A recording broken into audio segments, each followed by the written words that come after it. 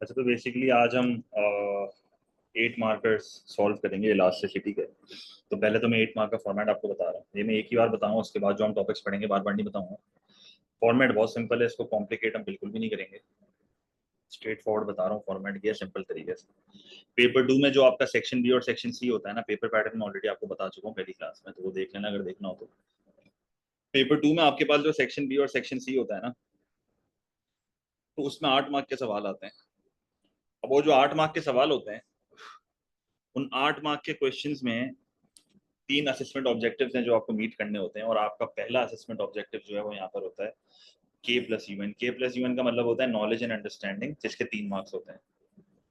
फिर एक assessment objective आपका होता है जिसको बोलते हैं AO2, वो होता है AN। AN का मतलब एनालिसिस होता है, मतलब बेसिकली सवाल में जो की टर्म्स होते हैं और जो टॉपिक की नॉलेज होती है वो डिफाइन कर दिया ना, तो जो सवाल की रिक्वायरमेंट होती है, मतलब what the question is actually asking, उसके 3 मार्क होते हैं जो एनालिसिस है। और फिर एक अपना पॉइंट ऑफ व्यू देना पड़ता है कि सवाल में एक लाजमी तौर पे हिंट होगी, सवाल में एक लाजमी तौर पे हिंट होगी, और उस हिंट के अकॉर्डिंगली आपको इवैल्यूएट करना होगा अपने आंसर को, विच इज AO3। यही सबसे मुश्किल पार्ट होता है, जिसके 2 मार्क्स होते हैं। तो 3+3+2 एक्सप्लेन का क्वेश्चन होगा हमेशा, एक्सप्लेन से स्टार्ट होता है नॉर्मली, सही है। तो AO1 is assessment objective 1 which is K+UN, जिसको नॉलेज एंड अंडरस्टैंडिंग कहते हैं, 3 मार्क्स। AO2 आपका एनालिसिस होता है, जिसको एप्लीकेशन करनी होती है अपनी नॉलेज की, जो आपने अप्लाई मतलब जो बताई हुई है ऊपर, उसके 3 मार्क्स होते हैं। और फिर आपको सवाल में कोई ना कोई ऐसी स्टेटमेंट वो देगा जिसके बेसिस पर आपको इवैल्यूएशन करनी होगी, जो AO3 होती है, जिसके 2 मार्क्स होते हैं। ठीक है, तो यहाँ पर मैंने मार्किंग स्कीम से कुछ पिक्चर लेके इसको क्रॉप करके यहाँ लगा दिया कि असेसमेंट ऑब्जेक्टिव्स क्या होते हैं, AO1, AO2 और AO3। तो AO1 में आप सिलेबस कंटेंट बताते हो सारा, जिसके 3 मार्क्स होते हैं। AO2 में आप सवाल की रिक्वायरमेंट को मीट करते हो, जिसके 3 मार्क्स होते हैं। जैसे ग्राफ की एक्सप्लेनेशन हो गई और रिलेशनशिप्स बताने हैं, और ग्राफ सवाल की रिक्वायरमेंट को मीट कर लिया, तो ये सब AO2 होते हैं। और फिर AO3 में आपकी इवैल्यूएशन होती है, जिसमें आप सवाल में जो हिंट दी हुई होती है ना, उसके अकॉर्डिंगली अपने आंसर को इवैल्यूएट करते हो, विच इज AO3, जिसको असेसमेंट ऑब्जेक्टिव 3 कहते हैं, जिसके 2 मार्क्स होते हैं। तो 3, 3 एंड 2, तो ये आपका जो है ना वो फॉर्मेट है इसका 8 मार्क के सवाल का। और 12 मार्क के सवाल भी जब करेंगे तो उसमें भी AO1, AO2 और AO3 का मतलब यही होता है। बस मार्क्स की डिवीजन आपको पता होनी चाहिए। मार्क्स की division is quite obvious, 3, 3 and 2, AO1, AO2 and AO3। ठीक है, यहाँ तक कोई मसला है? अब वो जब सवाल कराऊंगा ना, तो ये पता चलेगा किस तरीके से ये असेसमेंट ऑब्जेक्टिव्स अप्लाई हो रहे हैं। तो ये एक बार वापस रिपीट कर रहा हूँ, एक बार वापस रिपीट कर रहा हूँ। पेपर 2 में सेक्शन बी और सेक्शन सी में 8 मार्क का सवाल आता है, और हर सवाल के असेसमेंट ऑब्जेक्टिव्स होते हैं। तो 8 मार्क के 3 असेसमेंट ऑब्जेक्टिव्स होते हैं, 12 मार्क में भी 3 असेसमेंट ऑब्जेक्टिव्स होते हैं। 8 मार्क के जो 3 असेसमेंट ऑब्जेक्टिव्स होते हैं, जिसमें K+UN is knowledge and understanding, सवाल के जो जो टर्मिनोलॉजीज हैं उसको जब मैं डिफाइन कर दूंगा, तो उसकी डेफिनेशन जो है वो मुझे 3 मार्क दे देगा। AO2 जो सवाल की रिक्वायरमेंट को मैं मीट करूंगा, एनालिसिस करूंगा, वो मुझे 3 मार्क दे देगा। एंड AO3 जो कि मेरी आंसर की वैल्यूएशन होगी, जो सवाल में कोई ना कोई ऐसी हिंट होगी जो भी मैं आपको बताऊंगा किस तरह होती है, जिसके 2 मार्क्स होते हैं। ठीक है, एक और आपको एलिमेंट यहाँ पता होना चाहिए, आपके हर 8 मार्क के सवाल में एक एंड होगा।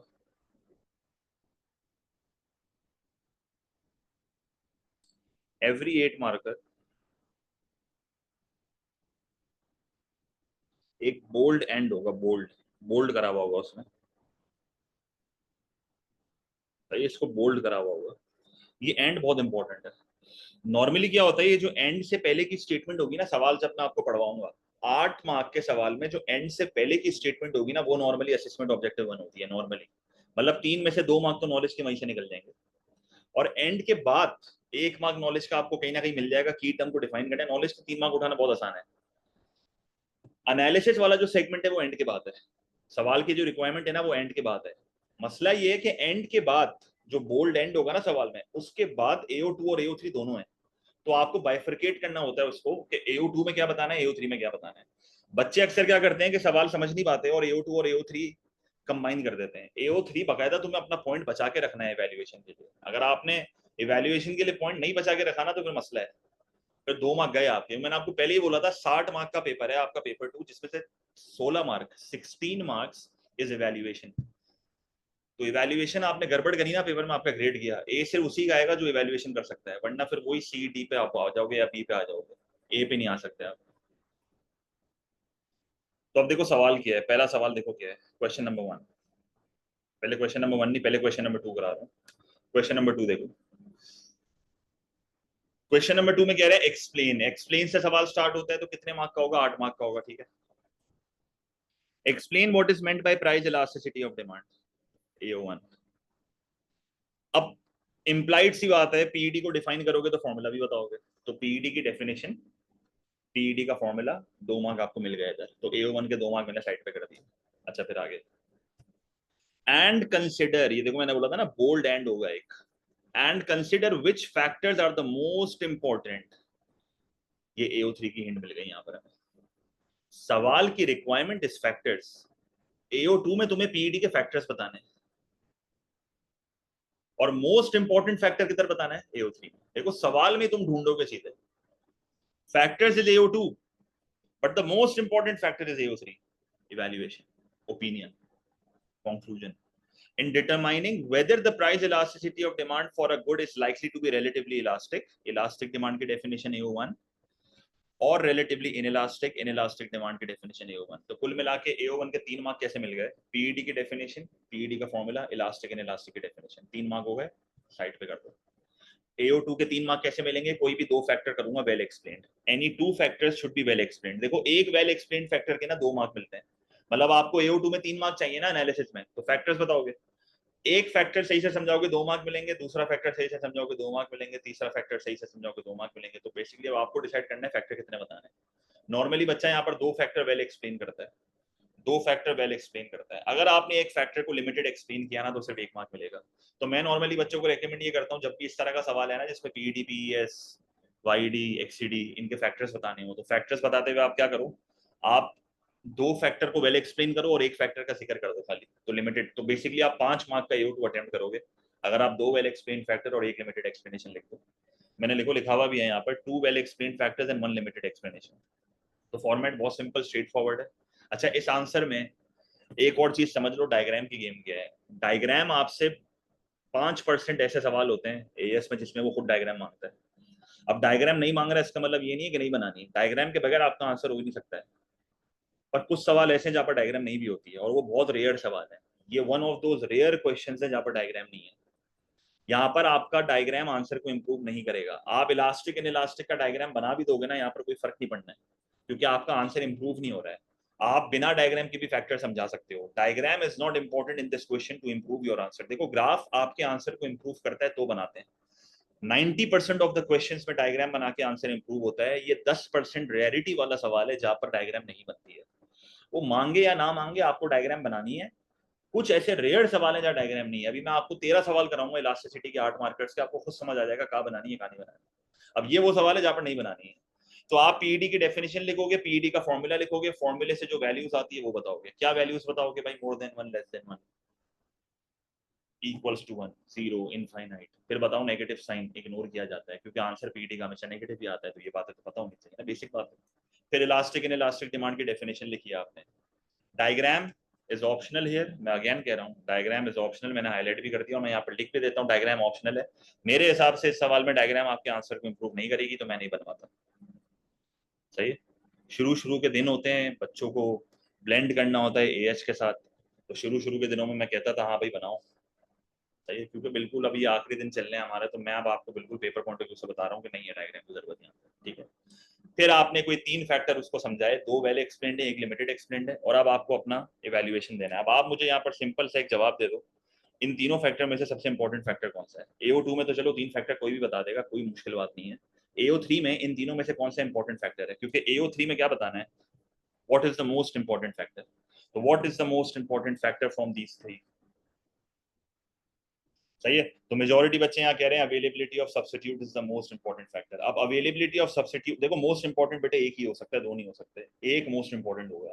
तो availability of substitute is the most important factor, क्योंकि अवेलेबिलिटी ऑफ सब्स्टिट्यूट सबसे स्ट्रॉन्ग फैक्टर है और ये बाकी फैक्टर्स को आउटवे करता है। अगर एक प्रोडक्ट लग्जरी है, अगर एक प्रोडक्ट लग्जरी है, अगर एक प्रोडक्ट आपकी इनकम का बड़ा हिस्सा लेके जा रहा है, तो हम कहते हैं कि उसकी डिमांड इलास्टिक है। हम यही कहते हैं ना, if a product is a luxury, if a product takes a large proportion of your income, तो हम कहते हैं डिमांड इलास्टिक है। पर अगर उस प्रोडक्ट के सब्स्टिट्यूट्स को मैं कम कर दूंगा ना, तो डिमांड इनइलास्टिक हो जाएगी। सब्स्टिट्यूट एक ऐसा फैक्टर है जो बाकी सारे फैक्टर्स को आउटवे करता है। सब्स्टिट्यूट डिसाइड करता है कि एक प्रोडक्ट की डिमांड इलास्टिक होगी कि इनइलास्टिक होगी। तो पीईडी में availability of substitute is the most defining factor, जो डिसाइड करता है कि एक प्रोडक्ट की डिमांड इलास्टिक होगी कि इनइलास्टिक होगी। एक प्रोडक्ट भले लग्जरी हो, एक प्रोडक्ट भले आपकी इनकम का बड़ा हिस्सा लेके जा रहा हो, वो तब तक इलास्टिक नहीं होगा, तब तक सब्स्टिट्यूट ज्यादा नहीं होंगे। अगर सब्स्टिट्यूट कम है तो डिमांड इनइलास्टिक होगी। इसी तरीके से एक नेसेसिटी प्रोडक्ट है, एक चीज आपकी इनकम का छोटा हिस्सा लेके जा रही है, नॉर्मली हम कहते हैं कि डिमांड इनइलास्टिक है, पर अगर सब्स्टिट्यूट को मैं ज्यादा कर दूंगा ना, डिमांड इलास्टिक हो जाएगी। तो substitute is the most defining factor, जो बाकी सारे फैक्टर्स को आउटवे कर देता है। आंसर कंस्ट्रक्ट कैसे होगा जरा देखो, ये क्वेश्चन नंबर 2 पे मैं डायरेक्ट आ रहा हूँ। दिस इज क्वेश्चन नंबर 2, ये फाइल मैं आपको भेजूंगा। देखो वही सवाल है जो अभी हमने पढ़ा है। अच्छा ये सवाल बाय द वे स्पेसिमेन 23 है, अगर मैं आपको बताऊं ना, ये बड़ा ही लेटेस्ट सवाल है, ये स्पेसिमेन 23 है। This is specimen 23। अच्छा अब सवाल देखो क्या है। पहले मैंने पीईडी को डिफाइन करा। Price elasticity of demand measures the responsiveness of a percentage change in quantity demanded to a percentage change in price. The PED of a good may be calculated using the following formula. PED का मैंने formula लिख दिया, short forms allowed नहीं है, full spelling में लिखना, ठीक है। उसके बाद the formula above can result in 5 possible values, greater than 1, lesser than 1, equal to 1, 0 and infinite। बता दिया। फिर डिफाइन करना है इलास्टिक एंड इलास्टिक को, क्योंकि सवाल का फोकस इलास्टिक एंड इलास्टिक पे है, तो सिर्फ उसी को डिफाइन करूंगा। A value greater than 1 indicates price elastic demand, where a small change in price causes a larger percentage change in quantity demanded, reflecting high responsiveness from consumers. On the other hand, a value less than 1 indicates price inelastic demand, where a large change in price leads to a smaller percentage change in quantity demanded, reflecting low responsiveness. फिर उसको मैंने बताया कि in PED the sign should be ignored to correctly identify the type of elasticity. If the negative sign is not ignored, all cases would be mistakenly identified as inelastic, as quantity demanded has an inverse relationship with price. आपको लाजमी तौर पे PED में negative sign को ignore करना है। अगर मैं कह रहा हूँ वैल्यू -1.5 है तो माइनस को इग्नोर करना, अगर माइनस को इग्नोर नहीं करोगे तो आप हर केस को इनइलास्टिक बोल दोगे, क्योंकि नेगेटिव इज लेस देन 1। सही है, तो नेगेटिव इग्नोर होता है। अब ये 1.5 मोर देन 1 है ना, तो साइज को कंसिडर करना है। सही है, तो only consider the size, only consider the size. Sign ignore होती है, साइज कंसिडर होता है। ये बातें मैं बता चुका हूँ लेक्चर में बहुत डिटेल में, मेरा मकसद अभी टॉपिक रिवाइज कराना नहीं है आपको। अच्छा फिर अब फैक्टर्स स्टार्ट करें। ये वो पॉइंट है जहां से आपका AO2 स्टार्ट हो चुका है एनालिसिस। पहला फैक्टर समझाया, ये पहला फैक्टर है, ये पहला फैक्टर है। देखो दिस इज फर्स्ट फैक्टर। अभी मैं हर फैक्टर पढ़ नहीं रहा हूँ, ये पहला फैक्टर है, फिर ये दूसरा फैक्टर है, और इन्हीं दूसरे फैक्टर में मैंने तीसरा भी इन्वॉल्व कर दिया है। दो वेल एक्सप्लेन्ड होंगे, एक लिमिटेड एक्सप्लेन्ड होगा। तो आपने एक फैक्टर पूरा सही से समझाया, this is the first factor, and this is the second factor जिसके साथ मैंने तीसरे को ब्लेंड कर दिया है। इवैल्यूएशन पढ़ते हैं डायरेक्ट। इवैल्यूएशन क्या है जरा पढ़ो। In order to conclude, the number of substitutes available is the most important factor in determining the price elasticity of demand. If many substitutes are available, consumers can switch their demand, making the demand relatively elastic, regardless of whether the good is luxury or a necessity. However, if there are a few substitutes, demand will be relatively inelastic, even if the good is a luxury or a necessity. Therefore, the availability of substitute plays a main role in determining the price elasticity of demand for a good. इसका मतलब ये एक ऐसा factor है जो बाकी सारे factors को आउटवे कर जाता है। तो ये कंक्लूजन जो कि AO3 है, ये आपको 2 मार्क देगा सवाल पे। आप देखो स्ट्रेट फॉरवर्ड क्वेश्चन है जो हमारे एक पेज में आ गया। सही, तो इतना ज्यादा एक्सटेंसिव आंसर नहीं लिखा जाता, बेसिक आंसर है। ये फैक्टर्स जो हैं इसी तरीके से ही आपको समझाने हैं, और ये आंसर लंबा नहीं है क्योंकि इसमें डायग्राम नहीं है। It is easily manageable in 15 minutes. ये 15 मिनट में आराम से मैनेज होगा सवाल, कोई बड़ी बात नहीं है इसमें। सही है।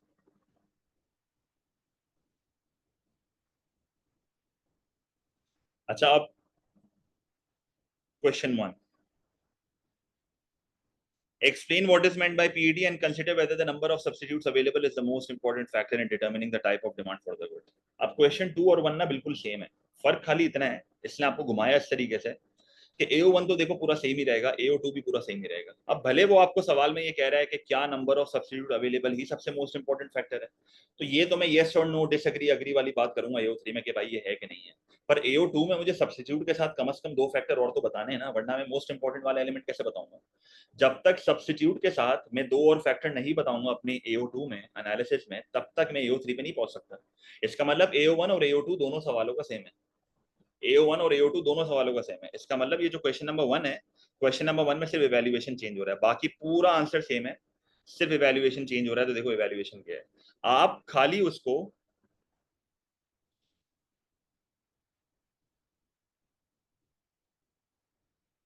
सही है, आप खाली उसको बता दोगे कि yes number of substitute is the most important factor, और फिर बाकी पूरी सेम इवैल्यूएशन है, ये देख लो।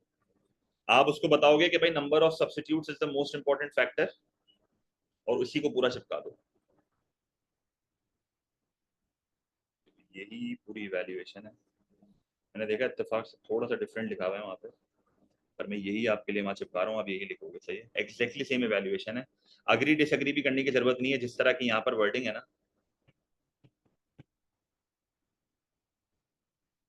मैं जो भी यहाँ पेश कर रहा हूँ वही वाली आप लिखोगे।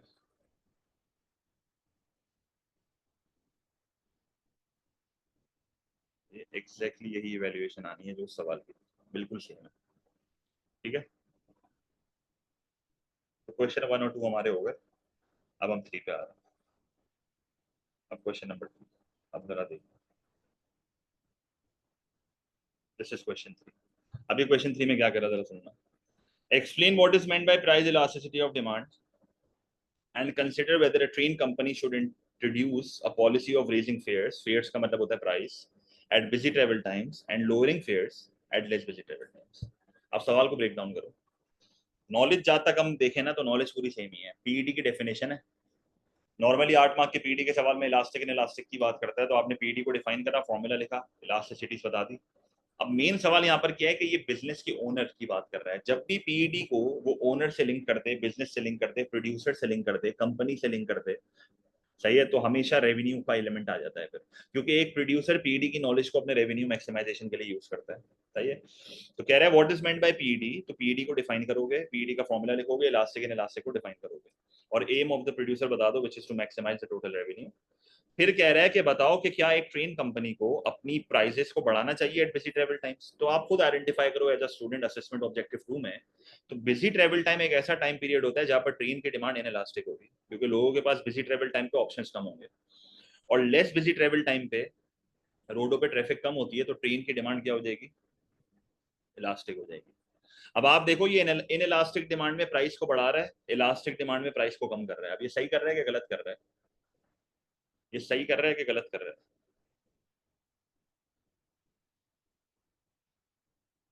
इन इलास्टिक में प्राइस को बढ़ा रहा है और इलास्टिक में प्राइस को कम कर रहा है। रेवेन्यू मैक्सिमाइजेशन में यही होता है। इन इलास्टिक डिमांड में आप प्राइस के बढ़ाने से रेवेन्यू को बढ़ाते हो, इलास्टिक डिमांड में प्राइस को कम करने से रेवेन्यू बढ़ाते हो, तो बिल्कुल सही कर रहा है। पर मैं उसको AO2 में ये नहीं बताऊंगा कि सही कर रहा है ये। असेसमेंट ऑब्जेक्टिव 2 में अगर आपने बता दिया ना कि ये सही कर रहा है, तो AO3 तो गया आपका।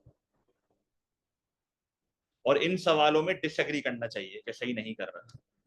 देखो, AO2 में तो मैं उसको बता दूंगा, असेसमेंट ऑब्जेक्टिव 2 में तो मैं उसको ये चीज बता दूंगा कि भाई आप जो कर रहे हो वो उससे हो क्या रहा है।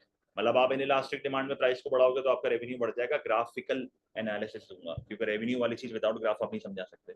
इलास्टिक डिमांड में प्राइस कम कर रहा है तो रेवेन्यू बढ़ेगा, ग्राफिकल एनालिसिस दूंगा, पूरा समझा दूंगा उसको। रेवेन्यू कॉस्ट को एक्सीड करा तो प्रॉफिट भी बढ़ जाएगा। पर AO3 में मुझसे मशवरा मांग रहा है कि क्या उसको ये करना चाहिए, मैं डिसएग्री करूंगा। यहाँ पर अब आपकी इंपॉर्टेंस आती है इवैल्यूएशन ऑफ पीईडी की, और पीईडी की इवैल्यूएशन होती है उसकी बुराइयों से। अब आप पीईडी की बुराई करो, आप बोलो कि चलो ये प्योरली पीईडी की फिगर्स के ऊपर डिपेंडेंट होके अपनी पॉलिसी डिसाइड कर रहा है, तो आप उसको बोलो पीईडी तो कैलकुलेट ही हिस्टोरिकल डेटा से होता है। पीईडी एक कैलकुलेशन है, नंबर्स है, इनएक्यूरेट भी हो सकते हैं। तो सिर्फ आप पीईडी पे रिलाई करके ये नहीं कर सकते कि आप प्राइस को बढ़ा रहे हो, प्राइस को कम कर रहे हो। आपको और भी चीजें देखनी चाहिए, एक्सटर्नल फैक्टर्स, और आपको ये चीज एनालाइज करनी चाहिए कि लेस बिजी ट्रेवल टाइम पे मुझे प्राइस क्यों कम करनी पड़ रही है, क्यों लेस बिजी ट्रेवल टाइम पे डिमांड इलास्टिक है। तो देखो, इवैल्यूएशन में थोड़ी अपने एलिमेंट्स लेके आओ। अंधी धुन अगर अग्री कर दोगे ना AO3 में, तो फिर आप उसको रिपीट कर दोगे जो चीजें आपने ऊपर बताई हैं। अग्री करना इस सवाल में एक मसला है।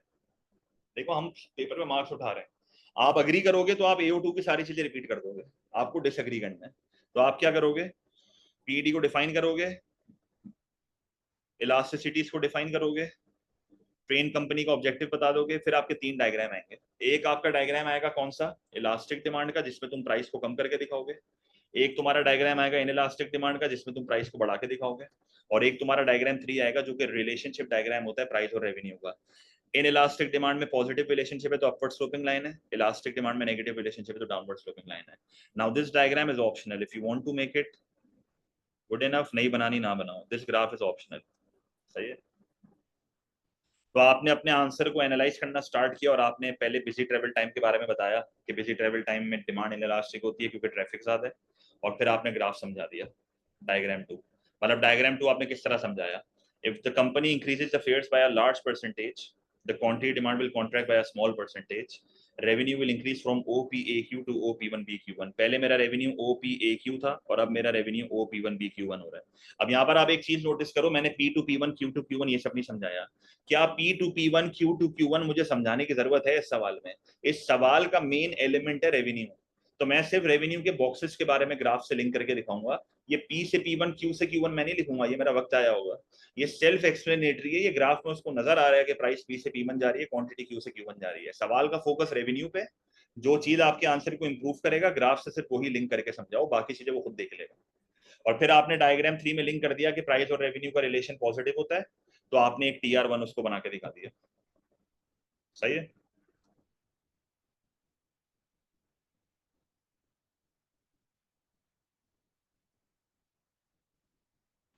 कोई सवाल यहाँ तक?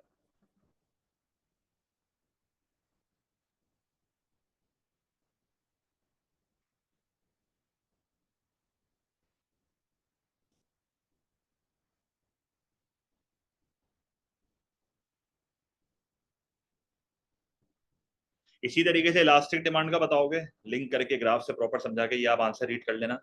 इवैल्यूएशन देखो 2 मार्क की, बड़ी स्ट्रेट फॉरवर्ड है। In order to conclude the train company should not introduce this policy as the value of PET will be calculated using historical data which may be inaccurate or outdated. This could result in the company suffering losses. अगर in elastic demand आपने PET की value से देख लिया और actual में demand elastic हुई तो आपकी बैंड बच जाएगी।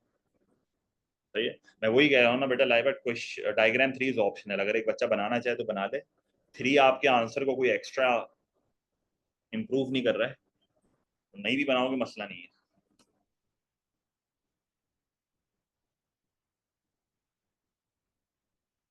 अच्छा, अब आते हैं क्वेश्चन नंबर 4 पे। क्वेश्चन नंबर 4 पे क्या कह रहा है?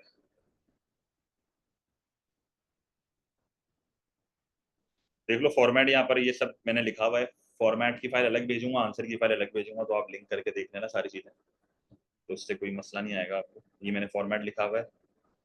यस वाली चीज भी मैंने लिखी हुई है, पर यस हम नहीं करेंगे, हम नो ही करेंगे मोस्ट प्रॉब्ली। तो मैंने नो वाली चीज करी हुई है। और नो की भी 2 एलिमेंट हैं, या तो आप थ्योरेटिकल आंसर दे दो, बोलो यार PET इनएक्यूरेट है, या तो आप बोलो कि इलास्टिक डिमांड क्यों है लेजिस्लेटिव टाइम पे। सही है?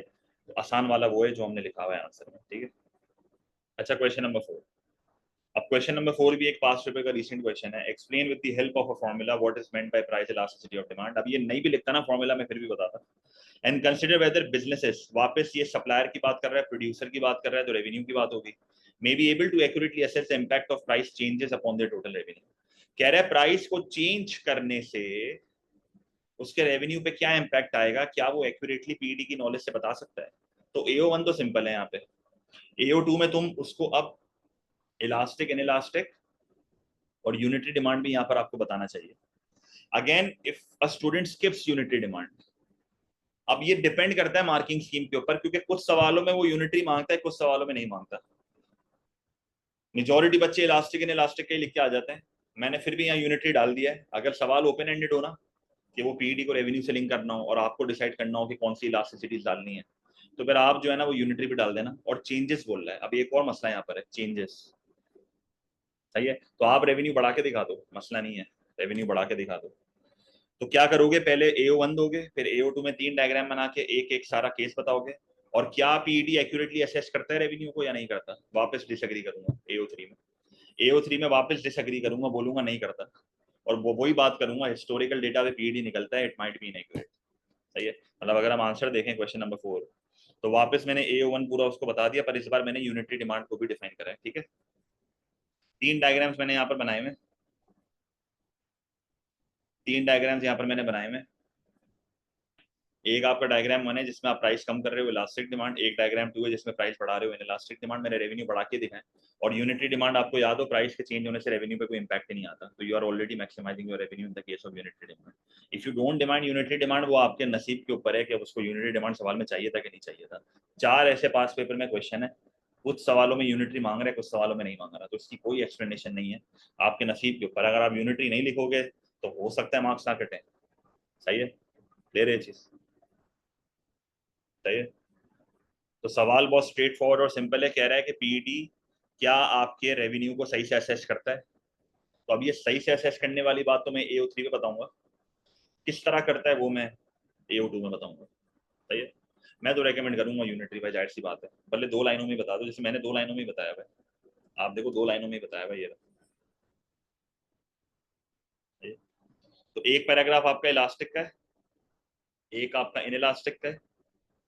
अच्छा, पीईडी का फैक्टर आपको बताना है ना साथ में, पीईडी का फैक्टर भी बताना है। आप सिंपल ये नहीं कह देना ये इलास्टिक है भाई, इलास्टिक का फैक्टर बताना है, जैसे मैंने सब्स्टिट्यूट्स के थ्रू बताया हुआ है। इन इलास्टिक का बताओ सब्स्टिट्यूट्स के थ्रू, ऑन दी और फिर यूनिटरी डिमांड का दिखाओ। अब यूनिटी में देखो मैंने यहाँ पर लिख भी दिया है, अब business is set to be already maximising total revenue, और फिर इवैल्यूएशन देख लो क्या लिखा हुआ है। In order to conclude PED can be used to some extent to determine the effect of price changes on total revenue, but its effectiveness is limited. Its accuracy can be questioned as it is based on past data which may be inaccurate. Additionally, PD does not account for other factors such as changes in consumer income, market trends, or production cost, all of which can influence your total revenue. मैंने आपको बताया था ना ceteris paribus की assumption है economics में, ceteris paribus। आप बाकी सारी चीजों को कांस्टेंट रख के थ्योरी पढ़ रहे होते हो, तो अगर आप पीईडी के चेंज होने से रेवेन्यू का इंपैक्ट देख रहे हो तो आपने दुनिया की हर चीज को कांस्टेंट रखा हुआ है, पर रियलिटी में तो आप उसको कांस्टेंट नहीं रख सकते ना, रियलिटी में तो आप उसको कांस्टेंट नहीं रख सकते।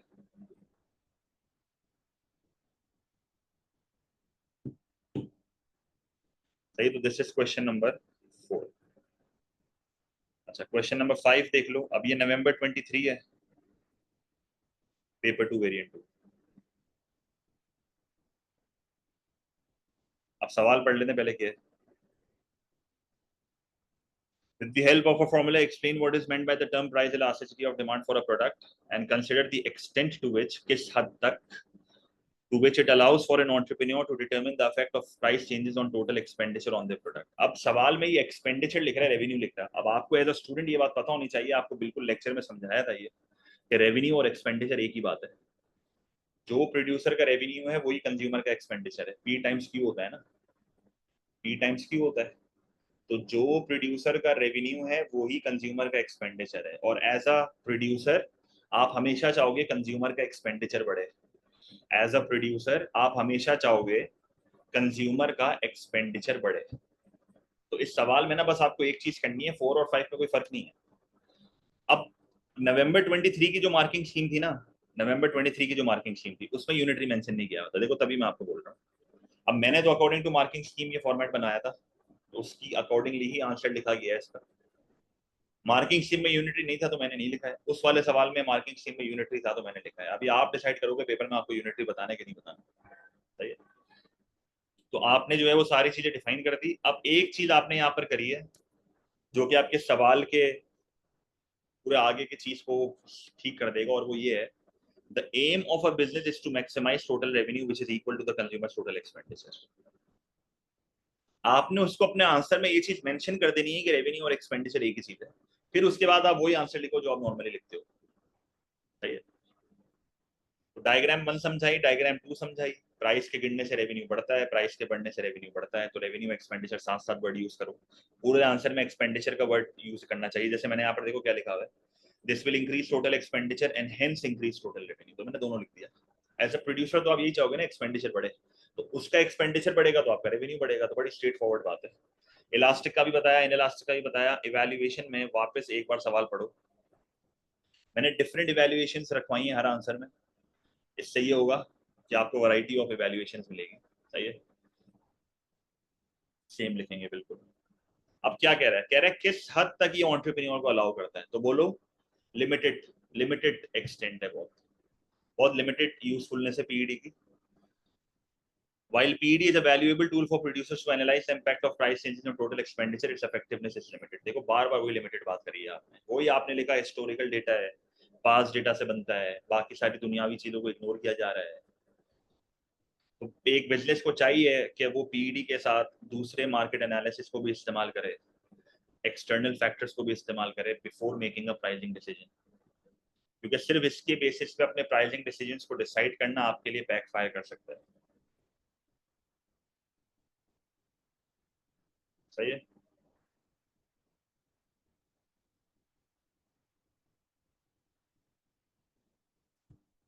सेम आंसर है। अब क्वेश्चन नंबर 6, अब ये वाईडी स्टार्ट हो गया, सही है। अब देखो इनकम इलास्टिसिटी ऑफ डिमांड का क्वेश्चन है। Explain what is meant by income elasticity of demand and consider whether it is possible for economist to accurately classify goods depending on the YED. YED के सवालों में जो सबसे बड़ा मसला आता है, सेम एज एक्सटीटी के क्वेश्चंस। एक्सटीटी के तो रिसेंट पास पेपर में इतने सवाल नहीं है। जब हम 2023 के और 2024 के ईयरली पास पेपर्स करेंगे ना अप्रैल में, तो उसमें मैं एक्सटीटी के थोड़े और सवाल आपको दिखाऊंगा विद आंसर्स। पर फिलहाल आपको यहाँ पर ये चीज समझनी है कि वाईडी के सवालों में जो मेन मसला आता है वो यही आता है कि सवाल में देखो दो चीजें होती हैं। एक वाईडी का जो कोफिशिएंट होता है ना, देखो कोफिशिएंट इज अ नंबर, ये कोफिशिएंट इज अ नंबर। अब नंबर का साइज भी होता है, साइन भी होता है। आपको याद होगा मैंने आपको इनकम इलास्टिक भी बताया था, इनकम इन इलास्टिक भी बताया था, more than one less than one. अब वाईडी के सवालों में more than one less than one की बात करनी है या नहीं करनी ना, ये आइडेंटिफाई करना मुश्किल होता है। कुछ सवालों में सिर्फ साइन की बात करनी है, कुछ सवालों में साइन की और साइज की दोनों की बात करनी है। जब तक आपको सवाल में हिंट ना मिले ना कि मुझे साइज को भी जिक्र करना है, तो फिर तुम साइज के बारे में नहीं बताना, क्योंकि साइज बताने से आंसर कॉम्प्लिकेट होता है। हाँ, आप अपनी नॉलेज में उसको बता दो कि देखो more than one less than one होता है, इलास्टिक इन इलास्टिक इसमें भी होता है, पर अपने फिर AO2 में उसको मेंशन नहीं करना अगर सवाल की रिक्वायरमेंट नहीं है। अब जैसे इस सवाल में मैं वाईडी को डिफाइन करूंगा, वाईडी का फॉर्मूला बताऊंगा, मैं गुड्स बता दूंगा नॉर्मल इन्फीरियर। अगर वाईडी पॉजिटिव है तो नॉर्मल गुड है, इनकम और डिमांड का पॉजिटिव रिलेशनशिप। अगर वाईडी नेगेटिव है तो इन्फीरियर गुड है, इनकम और डिमांड का नेगेटिव रिलेशनशिप। और अगर वाईडी जीरो है तो नेसेसिटी गुड है, सही है। टेबल सॉल्ट की एग्जांपल दी थी, आपको याद होगा। और फिर आपने जो है ना वो more than one less than one का भी जिक्र कर दिया, इनकम इलास्टिक और इलास्टिक। तो ये मेरी AO1 की नॉलेज पूरी हो गई। फिर मैंने बताना है उसको consider whether it is possible for economist to accurately classify good. अब देखो क्लासिफिकेशन ऑफ गुड्स ना साइन पे होती है। Classification of goods is on the basis of sign. यहाँ पर साइज की इंपॉर्टेंट नहीं है, मतलब आपको पॉजिटिव नेगेटिव और जीरो से पता चल जाएगा गुड कौन सा है, डिपेंडिंग ऑन दी वाईडी। अब कितना एक्यूरेट होगा वो तो मैं AO3 में बताऊंगा इवैल्यूएशन में, और मैं डिसएग्री करूंगा, क्योंकि इनकम इलास्टिसिटी ऑफ डिमांड का भी यही मसला है, हिस्टोरिकल डेटा पे बनता है, वो पास्ट डेटा पे बनता है, कंप्लीटली रिलाई नहीं कर सकते उस पर, ट्रेंड चेंज होता है। कुछ गुड्स पहले इन्फीरियर हुआ करते थे, अब नॉर्मल हो गए।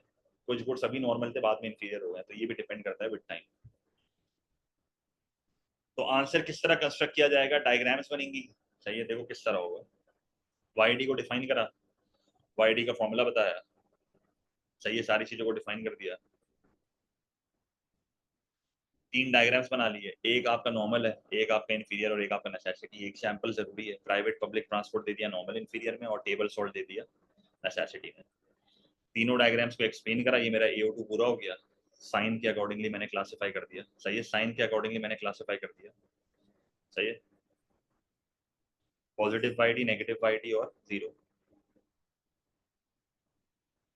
और फिर तुमने इवेल्युएट कर दिया अपने आंसर को, ये तुम्हारी इवेल्युएशन है।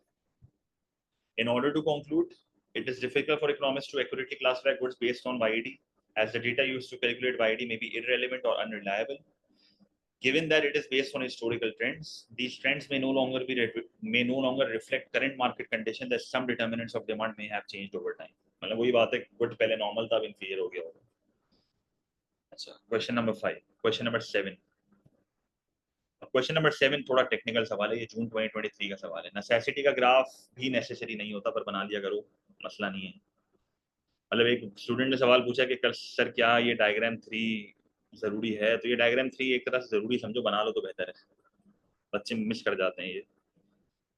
अगर ये एक्सप्लेनेशन के थ्रू भी दिखा दोगे तो मसला नहीं है। अच्छा, 7 is June 2023, paper 2 variant 3। This is question 2 part A, June 23 का, पेपर 2 3 का। 2 3 का मतलब है पेपर 2 वेरिएंट 3। हमारा वेरिएंट 2 होता है जो पाकिस्तान में बच्चे देते हैं, 3 is different country. Explain with the help of examples the significance. अभी एग्जांपल नहीं भी लिखता मैं, फिर भी एग्जांपल बताता। कुछ चीजें ऐसी हैं जो वो नहीं भी बोल रहा फिर भी करनी है। The significance of the size and the sign of the coefficient of the YD for the classification of a good, and consider how confident you are of this classification. So how confident you are is AO3। AO2 में बताऊंगा कि size और sign से good क्या होते हैं, diagrams के through बताऊंगा, और AO1 में नॉलेज दे दूंगा अपनी। तो फॉर्मेट सिंपल है, पर इस सवाल में साइज की बात बार बार करनी है, क्योंकि साइज इसने बोल दिया है, और साइज की बात भी सिर्फ नॉर्मल गुड में ही करनी है। मतलब इंफीरियर के more than one less than one की बात करने की जरूरत नहीं है, नॉर्मल की करने की जरूरत है। तो वाईडी को डिफाइन करो, वाईडी का फॉर्मूला बताओ, साइंस के बारे में बताओ, गुड्स डिफाइन कर दो, पॉजिटिव नॉर्मल है, नेगेटिव इंफीरियर है, जीरो नेसेसिटी है।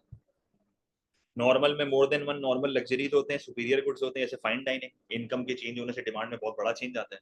जैसे आपकी इनकम हल्की सी बढ़ती है ना, तो आप रेस्टोरेंट्स में खाना खाना शुरू कर देते हो। A small rise in income extends the quantity by a larger percentage. तो रिलेशन तो पॉजिटिव ही होगा, नॉर्मल वर्ड है, पर रिस्पॉन्सिवनेस हाई, तो इनकम इलास्टिक बोलते हैं इसको। और अगर नॉर्मल लेस देन वन है, तो वो नॉर्मल नेसेसिटी होता है, लाइक ब्रेड। अब आपकी इनकम ज्यादा से बढ़ भी जाएगी तो ऐसा नहीं है कि आप ब्रेड ज्यादा खाना शुरू कर दोगे, हाँ आप हाई क्वालिटी ब्रेड पे आ जाओगे, क्योंकि इनकम बढ़ने से पहले भी आप ब्रेड तो खाते थे ना, पर फर्क खाली इतना है कि तुम थोड़ा सा पोर्शन अपना बढ़ा दोगे और हाई क्वालिटी ब्रेड पे आ जाओगे। तो इनकम अगर ज्यादा से भी बढ़ेगी तो क्वांटिटी कम से बढ़ेगी। फिर इंफीरियर में बेसिक पब्लिक ट्रांसपोर्ट बताना, और नेसेसिटी में टेबल सॉल्ट वाली बात करना। इवैल्यूएशन में बोलो मैं कॉन्फिडेंट बिल्कुल भी नहीं हूँ, क्योंकि हिस्टोरिकल डेटा पे बनता है ये। तो क्या करोगे, पहले वाईडी की डेफिनेशन आएगी, फिर वाईडी का फॉर्मूला आएगा, फिर 3 डायग्राम्स आएंगी। अब डायग्राम थोड़ी टेक्निकल है यहाँ पे, सही है। ये वाला ग्राफ मैं आपको बना के दिखा रहा हूँ, अलग अलग। अलग अलग कैसे बनेगा जरा देखो। अगर मैं नॉर्मल नेसेसिटी बना रहा हूँ ना पेपर में, तो नॉर्मल नेसेसिटी ऐसे बनता है, अगर आपको याद हो, मतलब जैसे मैंने यहाँ पर बनाया है। देखो नॉर्मल नेसेसिटी अगर आप बनाते हो ना, तो ऐसे बनता है, इनकम ज्यादा से बढ़ती है, डिमांड कम से बढ़ती है। और अगर आप नॉर्मल लग्जरी बनाते हो तो वो ऐसे बनता है, इनकम कम से बढ़ती है, डिमांड ज्यादा से बढ़ती है। होते हैं तो दोनों अपवर्ड स्लोपिंग है, रिलेशन तो पॉजिटिव ही है ना इनकम और डिमांड का।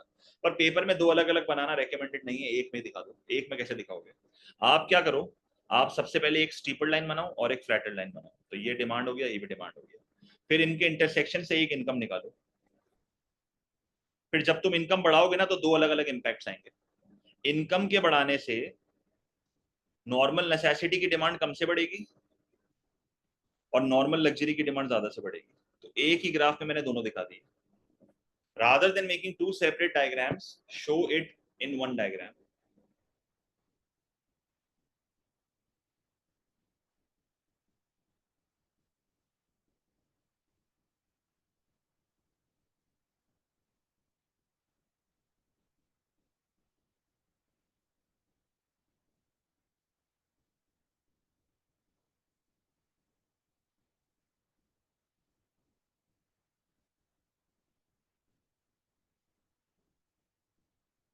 तो ये एक डायग्राम हो जाएगी, ये एक डायग्राम हो जाएगी इंफीरियर की, जिसमें तुम डाउनवर्ड स्लोपिंग लाइन बनाओगे, इनकम और डिमांड का नेगेटिव रिलेशनशिप, और फिर एक लाइन तुम्हारी बनेगी बिल्कुल ही वर्टिकल। और उस वर्टिकल ग्राफ में तुम उसको शो कर दोगे कि इनकम के चेंज होने से क्वांटिटी अपनी जगह पे है, सही है। अब चेक करो जरा, ये मैंने 3 डायग्राम यहाँ बनाई हुई है, 1 2 3। और आप देखो ये आंसर मैंने जो है वो किस तरीके से किया है, एक पूरे पैराग्राफ में, एक पूरे पैराग्राफ में। अच्छा अगर अब आप चाहो ना, तो ये पैराग्राफ आप पहले लिखते और डायग्राम बाद में बनाते, तो ये भी ठीक था। मैंने डायग्राम पहले ही बना दिए तीनों, कोई फर्क नहीं पड़ता, पर AO1 के बाद डायग्राम आपकी बन जानी चाहिए। असूलन ये पैराग्राफ आपको ऊपर आना चाहिए था और इसके बाद डायग्राम आनी चाहिए थी, सही है। मतलब this paragraph should be before diagrams, मैं यहाँ पर लिख भी देता हूँ।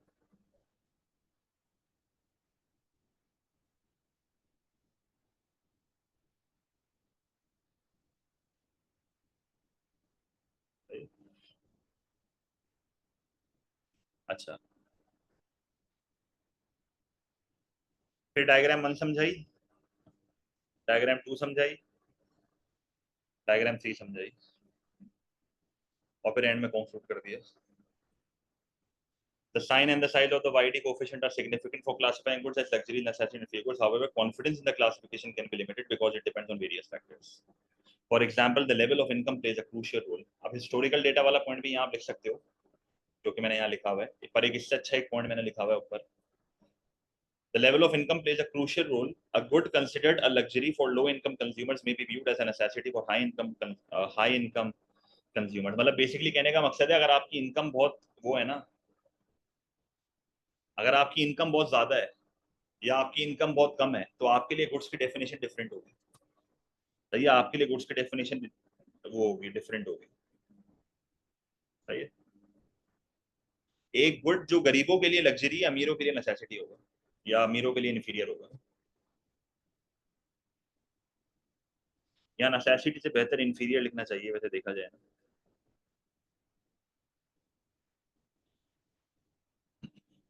मैं यहाँ पर ना इसको वो कर देता हूँ, इन्फीरियर कर देता हूँ।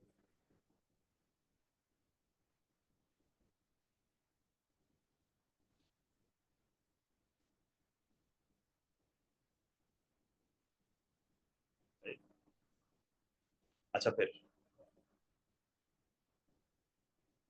अब क्वेश्चन नंबर 8, अब 8 देखो 2024 का सवाल है। अब ये सवाल जरा आप पढ़ के मुझे बताओ इसमें क्या समझ आ रहा है आपको। अब आपकी अंडरस्टैंडिंग थोड़ी बहुत तो बन गई होगी 8 मार्क्स के सवाल। पहले तो मुझे ये बता दो इस सवाल में साइज की बात करनी है कि नहीं करनी। Size, do we mention the size in this question और नॉट?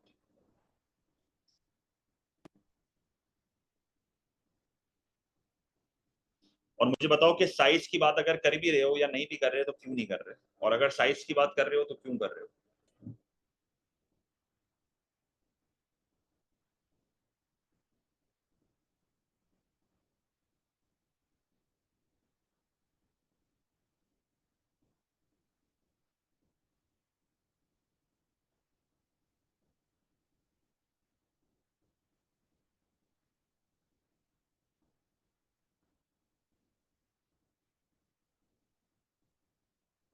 ऐसा कौन, चलो अब मैं आपको बता रहा हूँ कि इस सवाल में साइज की बात करनी है, क्यों करनी है, ऐसा कौन सा वर्ड है यहाँ पर जो इसने लिख दिया जिसकी वजह से साइज की बात करनी है, चलो ये बता दो। ऐसा कौन सा वर्ड है मैं जिसकी वजह से साइज की बात कर रहा हूँ।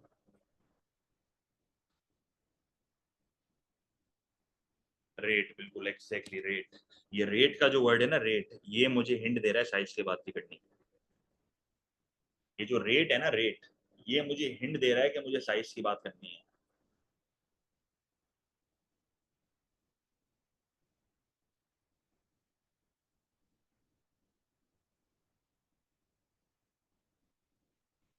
अब पढ़ो सवाल क्या लिखा हुआ है।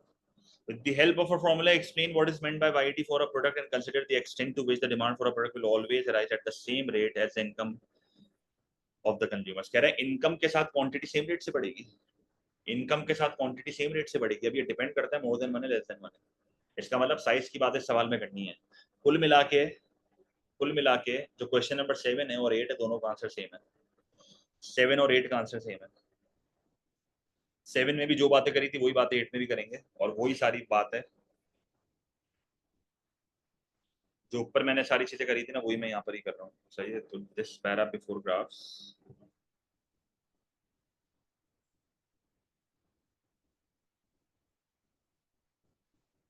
एग्जैक्टली सेम चीज है, एग्जैक्टली सेम चीज है भाई।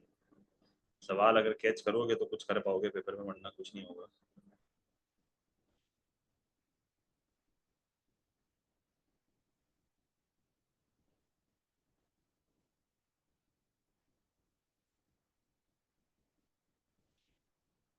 ठीक है,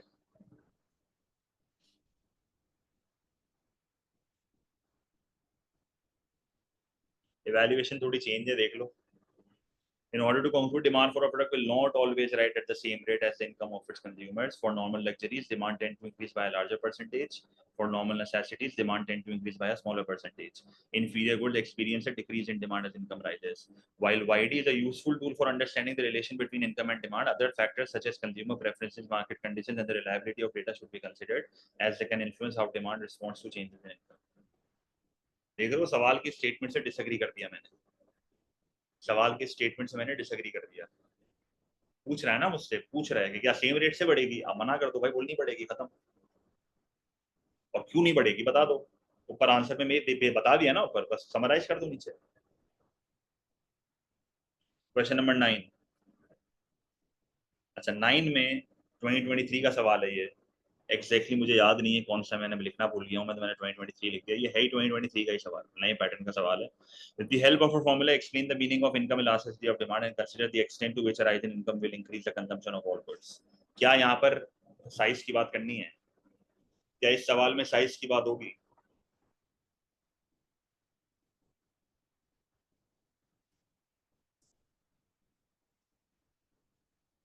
इस सवाल में साइज की बात नहीं करोगे क्योंकि कोई हिंट नहीं दी हुई इसने, बड़ा स्ट्रेट फॉरवर्ड सिंपल सवाल है ये। तो ऊपर एक क्लासिफिकेशन वाला भी सवाल कराया था ना, ऊपर सेम आंसर है इसका। तो सिंपल ग्राफ्स बनेंगे नॉर्मल के, private transport, public transport, table salt. अगर आपने आंसर को इम्प्रूव करना है, अगर अपने आंसर को इम्प्रूव करना है, सही है। अब देखो ये वाला सवाल थोड़ा मैंने डिफरेंट तरीके से किया हुआ है। मैंने नॉर्मल, इंफीरियर और नेसेसिटी की डेफिनेशन ना इनके अलग अलग पैराग्राफ्स में बताई थी। अगर आप चाहो तो यहाँ पर डिफाइन कर सकते हो। You may right definitions here as well। सही है, मैंने नीचे बताई हुई है, आप ऊपर बता दो, मसला नहीं। सही है।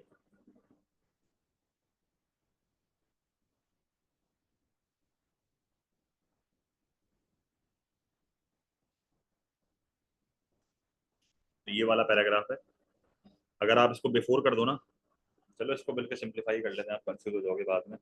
मैं इसको यहाँ मिटा के बस ये लिख देता हूँ कि ये वाला जो पैराग्राफ है वो ऊपर कर दो।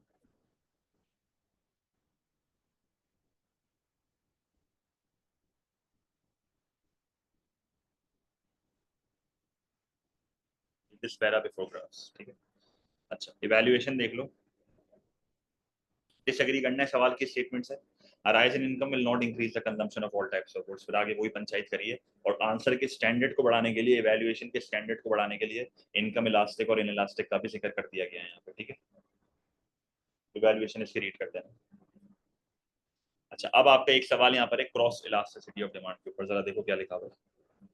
Question number 10, explain what is meant by cross elasticity of demand and consider whether a producer of bread should be more concerned when the price of rice is falling as compared to when the price of butter is rising। अब मैं एक supplier हूँ bread का, मैं business कर रहा हूँ bread का, चावल सस्ता हो रहा है और मक्खन महंगा हो रहा है, तो मैं ब्रेड का प्रोड्यूसर हूँ, ज्यादा टेंशन मुझे कहाँ होनी चाहिए।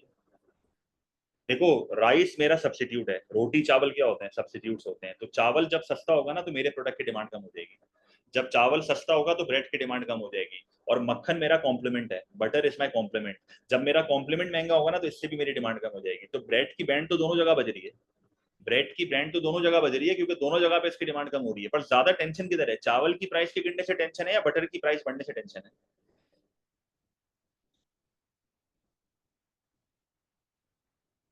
चावल से टेंशन होनी चाहिए, क्योंकि चावल और ब्रेड बहुत ज्यादा क्लोजली रिलेटेड है। Rice and bread are very closely related, बहुत ज्यादा क्लोज लिंक है इनका। बटर की टेंशन नहीं है, बटर महंगी होगी ना चॉकलेट लगा लूंगा ब्रेड के ऊपर, बटर महंगी होगी जैम लगा लूंगा ब्रेड के ऊपर, बटर की टेंशन नहीं है। चावल अगर सस्ता हो गया ना फिर ब्रेड को टेंशन हो जाएगी। क्लियर है। तो क्या करोगे, एक्ससीडी को डिफाइन करोगे, एक्ससीडी का फॉर्मूला लिखोगे, साइंस के बारे में बताओगे, positive is substitutes where the price of one good has a positive relationship with the quantity of other good. Complement में प्राइस ऑफ वन गुड का नेगेटिव रिलेशनशिप होता है क्वांटिटी ऑफ अदर गुड के साथ। जैसे सब्स्टिट्यूट में आपने हमने क्या एग्जांपल ली थी, टी एंड कॉफी की, सही है। कॉम्प्लीमेंट में हमने क्या एग्जांपल ली थी, कार एंड पेट्रोल की। ऑल्टरनेटिव्स होते हैं सब्स्टिट्यूट्स। कॉम्प्लीमेंट्स क्या होते हैं, जॉइंटली डिमांडेड, 60 डिमांड होते हैं, 7 इस्तेमाल होते हैं। जैसे बटर और ब्रेड 7 इस्तेमाल होते हैं। और अनरिलेटेड गुड क्या होते थे, कार एंड जूस के। गाड़ी की प्राइस को चेंज कर दूंगा तो जूस की डिमांड पे घंटा फर्क नहीं पड़ना, क्योंकि लिंक ही नहीं है दोनों का, कुछ अनरिलेटेड है। फिर उसके बाद तुमने दो डायग्राम बनानी है। यहाँ बच्चा डायग्राम नहीं बनाता, आप देखो किस तरीके से आपने डायग्राम को इन्वॉल्व करना है। यहाँ पे आपने चावल और ब्रेड का ग्राफ बनाना है भाई, सब्स्टिट्यूट का ग्राफ बनेगा। Price of good Y bracket में चावल लिखोगे, quantity of good X bracket में रोटी लिखोगे। तो ये दोनों ग्राफ बन गए, अपवर्ड स्लोपिंग लाइन है, चावल की प्राइस को कम करा, ब्रेड की क्वांटिटी कम हो गई। यहाँ पर भी यही होगा, बटर लिखोगे और ब्रेड लिखोगे, बटर महंगा हो रहा है तो ब्रेड की डिमांड कम हो रही है, डाउनवर्ड स्लोपिंग लाइन। सब्स्टिट्यूट में पॉजिटिव, कॉम्प्लीमेंट में नेगेटिव। ये ग्राफ बनाना, ये आपकी बताएगा अंडरस्टैंडिंग कि आपको फॉर्मेट आता है कि नहीं आता। ग्राफ आपसे वो नहीं मांगेगा, पर इस ग्राफ के बगैर आंसर में फुल मार्क्स मिलना इम्पॉसिबल है, फुल के आधे भी मिलना इम्पॉसिबल है। ग्राफ ही होगा तो ही तो एनालिसिस कर पाओगे, वरना कैसे करोगे ये। और फिर इवैल्यूएशन में मुझे बताओ ज्यादा टेंशन किधर होनी चाहिए मेरे को, जो भी मैंने आपको बता दिया। किसकी टेंशन ज्यादा होनी चाहिए, चावल की टेंशन ज्यादा होनी चाहिए। तो देखो क्या करोगे, एक्सटी डिफाइन करा, सारी चीजों को डिफाइन करा, दो डायग्राम बनाई, इन दो डायग्राम को समझा दिया। कंक्लूजन पढ़ो। In order to conclude, the producer of bread should be more concerned about a fall in the price of rice। चावल की प्राइस के गिरने से टेंशन है मेरे को, as bread and rice are direct competition and are very close substitutes, therefore the demand for bread will contract by a larger percentage। चावल की प्राइस हल्की सी गिरेगी ना, ब्रेड की डिमांड बहुत ज्यादा से गिर जाएगी, क्लोज सब्स्टिट्यूट्स हैं। On the other hand, since butter itself has many substitutes like jam, an increase in the price of butter is not much of a concern, as the demand for bread won't fall by a larger percentage, by a larger percentage।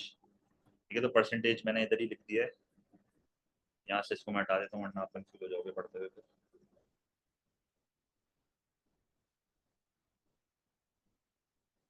समझ गए। अच्छा, question number 11 आप खुद workout कर लो क्या है, देखो जरा, फिर इसके बाद एक आखिरी सवाल है पीईएस का। ये चेक करो क्या कह रहा है, 11 में क्या कह रहा है।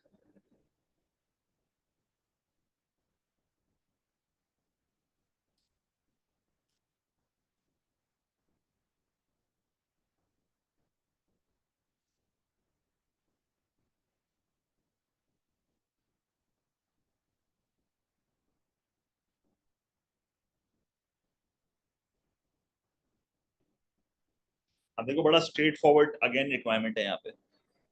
Explain what is meant by XED and consider whether the impact on demand for cars will be the same. अब सेम वाली बात AO3 में बताऊंगा। कह रहा है फ्यूल की प्राइस और पब्लिक ट्रांसपोर्ट की प्राइस, दोनों की प्राइस बढ़ रही है, बताओ कार की डिमांड पे क्या सेम इंपैक्ट आएगा? भाई ऑब्वियसली डिफरेंट इंपैक्ट आएगा, क्योंकि फ्यूल गाड़ी का कॉम्प्लीमेंट है, पब्लिक ट्रांसपोर्ट गाड़ी का सब्स्टिट्यूट है, रिलेशनशिप का फर्क है भाई।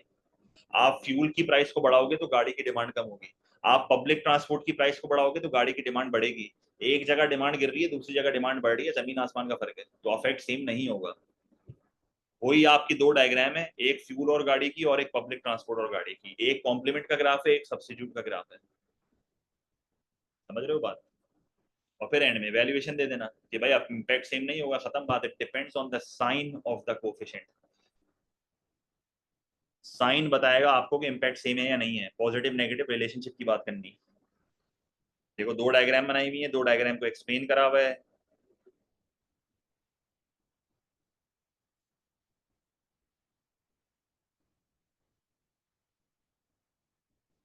और इवैल्यूएशन ये रही।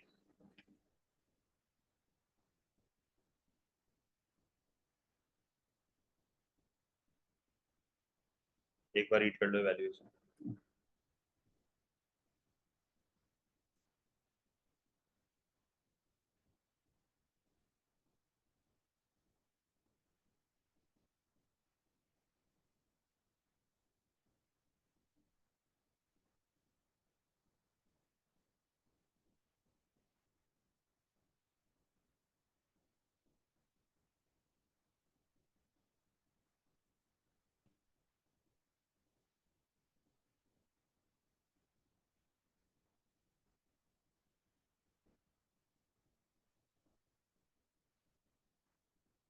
आखिरी सवाल PES का सवाल है, क्वेश्चन नंबर 12, स्पेसिमेन 2023। अच्छा वो पीईटी वाला सवाल स्पेसिमेन 2023 नहीं था, मैंने उसको चेंज किया हुआ। अच्छा जरा एक चीज यहाँ मैं लिख लूँ, बाद में बोलोगे सर सवाल मिल नहीं रहा है। ये स्पेसिमेन 2023 नहीं है। स्पेसिमेन 23 में ना प्राइस इलास्टिसिटी ऑफ सप्लाई का सवाल था, उसको मैंने चेंज करके डिमांड कर दिया था। एक्चुअल सवाल ये है स्पेसिमेन 23 का, ये रहा एक्चुअल सवाल ये है स्पेसिमेन 23 का। With the help of a formula, explain the meaning of PES and consider which factors are the most important in determining whether the PES for a good is likely to be relatively elastic or relatively inelastic. तो simple format है, PES को define करो, formula बताओ, elastic inelastic supply को define करो, assessment objective 1, factors बताओ 3, time taken to produce लाजमी तौर पे बताना, और टाइम पीरियड लाजमी तौर पे बताना। नेचर ऑफ गुड और स्टोरेज कैपेसिटी में से कोई एक बता दो। मोस्ट इंपॉर्टेंट हमेशा टाइम पीरियड होगा। शॉर्ट रन में फैक्टर्स ऑफ प्रोडक्शन फिक्स्ड होते हैं, you do not have enough money to adjust your supply. Long run में पैसा होता है तो सप्लाई को एडजस्ट कर सकते हो। तो टाइम पीरियड बहुत डिफाइनिंग फैक्टर होता है पीईएस में, और पीईडी में डिफाइनिंग फैक्टर होता है अवेलेबिलिटी ऑफ सब्स्टिट्यूट्स। सही है, इसको बस फिक्स कर लो। मैं किसी भी फैक्टर को इंपॉर्टेंट करके लिख के आपको समझा सकता हूँ, पर आप रट्टा मार लो एक चीज। तभी मैंने ऊपर भी इवैल्यूएशन चेंज करी थी क्वेश्चन नंबर 1 की। एक स्टैंडर्डाइज इवैल्यूएशन याद कर लो, क्योंकि सवाल अगर आएगा भी तो फिर रिपीट होकर आता है, वर्डिंग चेंज हो जाती है थोड़ी। तो क्वेश्चन नंबर 12 का answer simple straight forward, PES की डेफिनेशन, पीईएस का फॉर्मूला, वैल्यूज बताई, फैक्टर समझाए, कंक्लूजन में टाइम पीरियड को सपोर्ट कर दिया। कंक्लूजन में टाइम पीरियड को सपोर्ट कर दिया, तो आपका कुल मिला के जो है वो विदाउट ग्राफ ही आंसर होगा, क्योंकि अगेन डेफिनेशन, नॉलेज, फैक्टर्स सब बता दिया, तो डायग्राम आपके आंसर को इंप्रूव नहीं करेगा यहाँ पे। जिस तरह वही मैंने पीईडी के फैक्टर्स वाले सवाल में किया था, सेम चीज यहाँ पर बता रहा हूँ। सही है, तो ये आपके 12 क्वेश्चन है, जो कि आपके लिए बहुत अच्छी प्रैक्टिस है 8 मार्क के सवाल की। जब आगे हम 2024 के पेपर सॉल्व करेंगे अप्रैल में, तो उसमें और हमें कैटेगरी के क्वेश्चन मिल जाएंगे, पर वो इसी कैटेगरी के सवाल होंगे, क्योंकि ये सारे लेटेस्ट सवाल है, मैंने पुराना सवाल कोई भी नहीं कराया आपको। सही है? ये पीडीएफ आपको पोर्टल पे मिल जाएगी नेक्स्ट दिन पे।